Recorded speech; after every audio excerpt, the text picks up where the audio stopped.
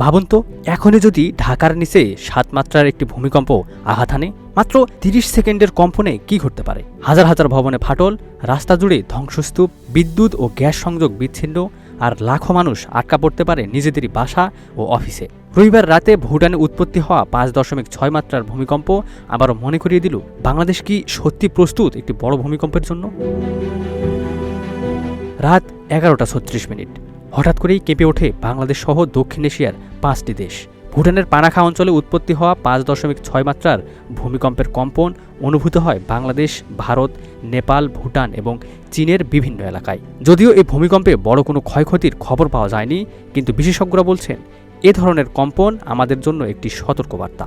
কারণ পৃথিবীর অন্যতম ঝুঁকিপূর্ণ ভূমিকম্প অঞ্চলের কাছেই অবস্থান করছে বাংলাদেশ, আর সবচেয়ে বেশি ঝুঁকিতে রয়েছে রাজধানী ঢাকা।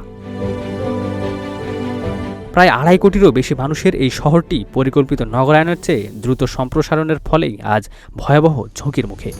ঢাকার অসংখ্য ভবন নির্মাণ করা হয়েছে যথাযথ ভূমিকম্প সহনশীল নকশা ছাড়াই। অনেক পুরনো ভবন, সরু রাস্তা, ঘনবসতি এবং অপরিকল্পিত নগরায়ন বড় ধরনের ভূমিকম্পকে রূপ দিতে পারে মানবিক এক বিপর্যয়।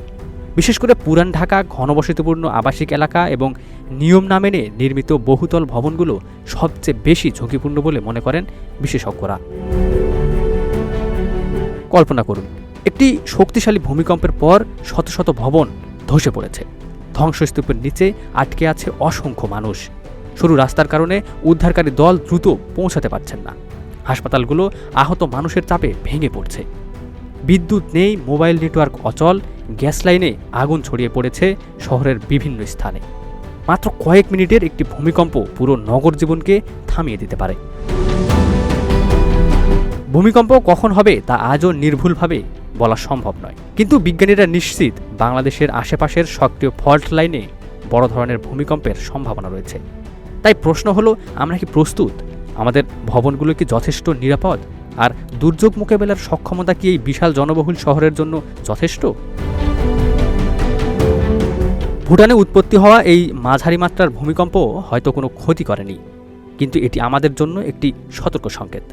ভূমিকম্পের আগেই প্রস্তুতি নেওয়া সম্ভব, কিন্তু আঘাত হানার পর কোনো সময় থাকে না। আপনার বাসা বা অফিস ভবন কতটা নিরাপদ তা কি কখনো যাচাই করেছেন? Ekramuzzaman, news flash 71।